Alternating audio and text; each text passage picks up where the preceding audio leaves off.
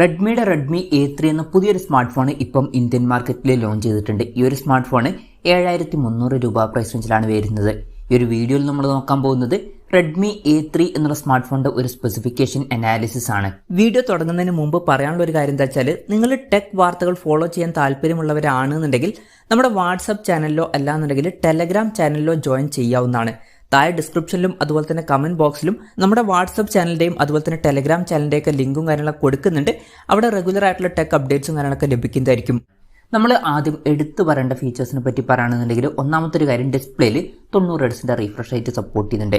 7300 രൂപ price റേഞ്ചിലൊക്കെ 90 ഹെർട്സിന്റെ refresh rate വരുന്നു എന്നുള്ളത് എടുത്തു പറയേണ്ട ഒരു കാര്യം തന്നെയാണ്. അതുപോലെ തന്നെ ഫോണിന്റെ ഫ്രണ്ടിൽ ഗൊറില്ല ഗ്ലാസ് 3യുടെ പ്രൊട്ടക്ഷനും കൊടുത്തിട്ടുണ്ട്. ഈ ഒരു പ്രൈസ് റേഞ്ചിൽ ഗൊറില്ല ഗ്ലാസിന്റെ ഒരു പ്രൊട്ടക്ഷൻ വരുന്നു എന്നുള്ളതും നല്ലൊരു കാര്യം തന്നെയാണ്. പിന്നെ 8300 രൂപ പ്രൈസ് റേഞ്ചിൽ നമുക്ക് 128 GB ഇന്റേണലും കാര്യങ്ങളൊക്കെ കിട്ടുന്നുണ്ട്. ഈ ഒരു പ്രൈസ് റേഞ്ചിൽ 128 GB ഇന്റേണൽ വരുന്നു എന്നുള്ളത് എടുത്തു പറയേണ്ട ഒരു കാര്യം തന്നെയാണ്. അതിന്റെ കൂടെ 4 GB റാം ആണ് വരുന്നത്. ഇത് കൂടാതെ 9300 രൂപ പ്രൈസ് റേഞ്ചിൽ 6 GB റാമും 128 GB ഇന്റേണലുമായിട്ട് വരുന്ന ഒരു വെർഷനും വരുന്നുണ്ട്. ബേസ് വേരിയന്റിൽ 3 GB റാമും 64 GB ഇന്റേണലുമാണ് വരുന്നത്.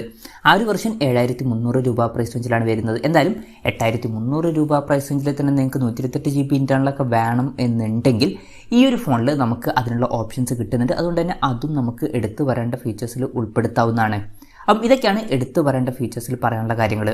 ഇനി ഈ ഒരു പ്രൈസ് റേഞ്ചിൽ വലിയ തരക്കേടില്ല എന്ന് തോന്നിയിട്ടുള്ള ഫീച്ചേഴ്സിനെ പറ്റി പറയുകയാണെന്നുണ്ടെങ്കിൽ, ബാക്കി ഫീച്ചേഴ്സൊക്കെ നമുക്ക് ഈ ഒരു സെക്ഷനിൽ ഉൾപ്പെടുത്താവുന്നതാണ്.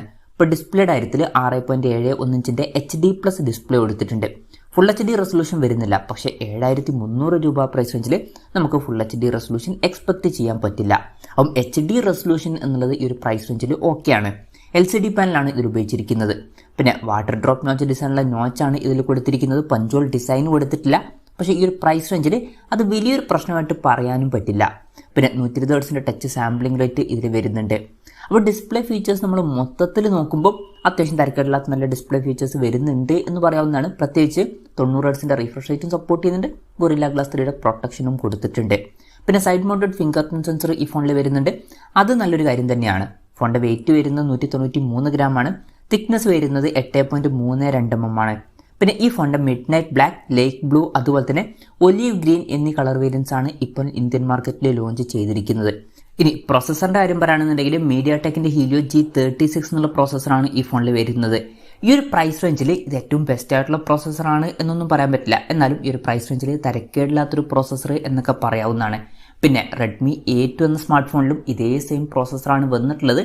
അപ്പം പ്രോസസറിന്റെ കാര്യത്തിൽ കാര്യമായിട്ട് അപ്ഗ്രേഡ്സും കാര്യങ്ങളൊന്നും വരുന്നില്ല. പിന്നെ പറയാനുള്ളൊരു കാര്യം എന്താ വെച്ചാൽ, ഇപ്പം റെഡ്മിയുടെ തന്നെ 12C എന്നുള്ള സ്മാർട്ട് ഫോൺ 7000 രൂപ പ്രൈസ് റേഞ്ചിൽ കിട്ടുന്നുണ്ട്. അതായത് ഇതിനേക്കാൾ കുറച്ചും കൂടി കുറഞ്ഞൊരു പ്രൈസ് റേഞ്ചിലാണ് ആ ഫോൺ വരുന്നത്. അതിലാണെങ്കിൽ ഇതിനേക്കാൾ ബെറ്റർ ആയിട്ടുള്ള മീഡിയാടെക്കിന്റെ ഹീലിയോ G85 എന്നുള്ള പ്രോസസർ വരുന്നുണ്ട്. അപ്പം ഈ ഒരു പ്രൈസ് റേഞ്ചിലൊക്കെ നിങ്ങൾ കുറച്ചും കൂടി ബെറ്റർ ആയിട്ടുള്ള ഒരു പ്രോസസറുമായിട്ട് വരുന്ന ഫോണാണ് നോക്കുന്നത് എന്നുണ്ടെങ്കിൽ, റെഡ്മിയുടെ തന്നെ ഭാഗത്ത് നിന്ന് വേറെ ബെറ്റർ ആയിട്ടുള്ള ഓപ്ഷൻസ് ഉണ്ട്. റെഡ്മി 12Cയിലൊക്കെ ഇതിനേക്കാൾ ബെറ്റർ ആയിട്ടുള്ള പ്രോസസർ വരുന്നുണ്ട്. അപ്പം പ്രോസസർ ഈ ഒരു പ്രൈസ് റേഞ്ചിൽ അത്ര മികച്ചതാണ് എന്ന് പറയാൻ പറ്റില്ല. എന്നാലും ഈ ഒരു പ്രൈസ് റേഞ്ചിൽ തരക്കേടില്ലാത്തൊരു പ്രോസസർ എന്നൊക്കെ പറയാം. അത്രേ ഉള്ളൂ. 5G സപ്പോർട്ടും കാര്യങ്ങളൊന്നുമില്ല. മാക്സിമം 4G സപ്പോർട്ടാണ് വരുന്നത്. ഈ ഒരു പ്രൈസ് റേഞ്ചിൽ 5G സപ്പോർട്ട് ഇപ്പോഴത്തെ രീതിയിൽ നമുക്ക് എക്സ്പെക്ട് ചെയ്യാൻ പറ്റില്ല. LPDDR4Xന്റെ റാമാണ് ഇതിൽ ഉപയോഗിച്ചിരിക്കുന്നത്. eMMC 5.1 സ്റ്റോറേജ് ടൈപ്പും കൊടുത്തിട്ടുണ്ട്.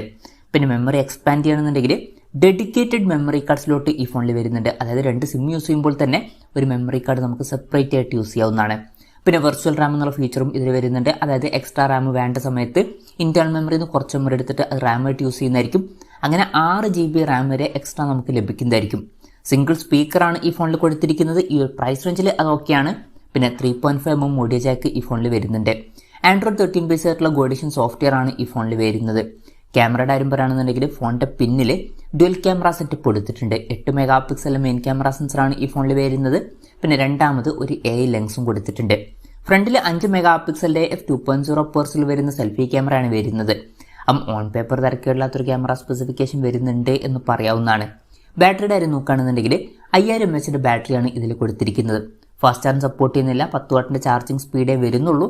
പക്ഷേ ഈ ഒരു പ്രൈസ് റേഞ്ചിൽ അതൊരു പ്രശ്നമായിട്ട് പറയാനും പറ്റില്ല. പിന്നെ Type-C ചാർജിംഗ് പോർട്ടും ഇതിൽ കൊടുത്തിട്ടുണ്ട്. അപ്പോൾ തരക്കേടില്ലാത്തൊരു ബാറ്ററി സെറ്റപ്പ് വരുന്നുണ്ട് എന്ന് പറയാവുന്നതാണ്.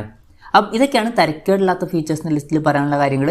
ഇനി ഈ ഒരു പ്രൈസ് റേഞ്ചിൽ നിരാശപ്പെടുത്തി എന്ന് തോന്നിയിട്ടുള്ള ഫീച്ചേഴ്സിനെ പറ്റി പറയുകയാണെന്നുണ്ടെങ്കിൽ, ഈ ഒരു ഫോണിൽ അങ്ങനെ നിരാശപ്പെടുത്തി എന്ന് തോന്നിയിട്ടുള്ള ഫീച്ചേഴ്സുകളായിട്ട് എനിക്ക് തോന്നിയിട്ടില്ല. നിങ്ങൾക്ക് എന്തെങ്കിലും തോന്നിയിട്ടുണ്ടോ എന്നുള്ള കാര്യം ജസ്റ്റ് ഒന്ന് കമൻറ്റ് ചെയ്യുക. അപ്പം ഇതൊക്കെയാണ് മൊത്തത്തിൽ ഫീച്ചേഴ്സ്. ഇനി വിലയുടെ കാര്യം പറയുകയാണെന്നുണ്ടെങ്കിൽ ഈ ഫോണിൻ്റെ 3GB റാം വെർഷൻ്റെ വില വരുന്നത് 7299 രൂപയാണ്. 4GB റാം വെർഷൻ്റെ വില വരുന്നത് 8299 രൂപയാണ്. അതുപോലെ തന്നെ 6GB റാം വെർഷൻ്റെ വില വരുന്നത് 9299 രൂപയാണ്. ഫെബ്രുവരി 23 മുതലാണ് ഈ ഫോണിൻ്റെ സെയിലും കാര്യങ്ങളൊക്കെ സ്റ്റാർട്ട് ചെയ്യുന്നത്. എന്തായാലും ഓവറോൾ നോക്കുകയാണെന്നുണ്ടെങ്കിൽ 7300 രൂപ പ്രൈസ് റേഞ്ചിൽ തരക്കേടില്ലാത്ത ഫീച്ചേഴ്സ് വരുന്നുണ്ട് എന്ന് പറയാവുന്നതാണ്. 90 ഹെർട്സിൻ്റെ റിഫ്രഷ് റേറ്റും ഗൊറില്ല ഗ്ലാസ് 3യുടെ പ്രൊട്ടക്ഷനും കൊടുത്തിട്ടുണ്ട്. ബാക്കി ഫീച്ചേഴ്സും വലിയ തരക്കേടില്ലാത്ത ഫീച്ചേഴ്സ് ആണ് എന്ന് പറയാവുന്നതാണ്. എന്തായാലും ഓവറോൾ നോക്കുമ്പോൾ ഈ ഒരു പ്രൈസ് റേഞ്ചിൽ ഇത് ഏറ്റവും ബെസ്റ്റ് ആയിട്ടുള്ള ഫോണാണ് എന്നൊന്നും പറയാൻ പറ്റില്ല. എന്നാലും ഈ ഒരു പ്രൈസ് റേഞ്ചിൽ തരക്കേടില്ലാത്തൊരു ഫോൺ എന്നൊക്കെ പറയാൻ പറ്റിയിട്ടുള്ള ഒരു ഫോണാണ് ഈ ഫോൺ എന്ന് പറയാവുന്നതാണ്. ഇപ്പം ഈ ഒരു പ്രൈസ് റേഞ്ചിൽ പല ഫോണുകളിലും ഇതിനേക്കാൾ ബെറ്റർ ആയിട്ടുള്ള ഫീച്ചേഴ്സൊക്കെ വരുന്നുണ്ട്. ഇപ്പോൾ റെഡ്മിയുടെ തന്നെ ഭാഗത്ത് നിന്ന് വരുന്ന റെഡ്മി 12Cയിലൊക്കെ ഇതിനേക്കാൾ കുറച്ചും കൂടി കുറഞ്ഞൊരു 7000 രൂപ പ്രൈസ് റേഞ്ചിൽ നമുക്ക് കുറച്ചും കൂടി ബെറ്റർ ആയിട്ടുള്ള മീഡിയാടെക്കിൻ്റെ ഹീലിയോ G85 എന്നുള്ള പ്രോസസ്സറൊക്കെ കിട്ടുന്നുണ്ട്. പക്ഷേ ഇതിൽ 90 ഹെർട്സിൻ്റെ റിഫ്രഷ് റേറ്റ് സപ്പോർട്ട് ചെയ്യുന്നുണ്ട്. എന്നാലും അതിൽ കുറച്ചും കൂടി ബെറ്റർ ആയിട്ടുള്ള പ്രോസസ്സറൊക്കെ വരുന്നുണ്ട്. അപ്പം ഈ ഒരു പ്രൈസ് റേഞ്ചിൽ വേണമെന്നുണ്ടെങ്കിൽ കൺസിഡർ ചെയ്യാവുന്നതാണ്. പക്ഷേ ഒരിക്കലും ബെസ്റ്റ് ആണ് എന്ന് പറയാൻ പറ്റില്ല. എന്തായാലും റെഡ്മി A3 എന്നുള്ള സ്മാർട്ട് ഫോണിനെ പറ്റിയിട്ടുള്ള നിങ്ങളുടെ അഭിപ്രായം ജസ്റ്റ് ഒന്ന് കമൻറ്റ് ചെയ്യുക.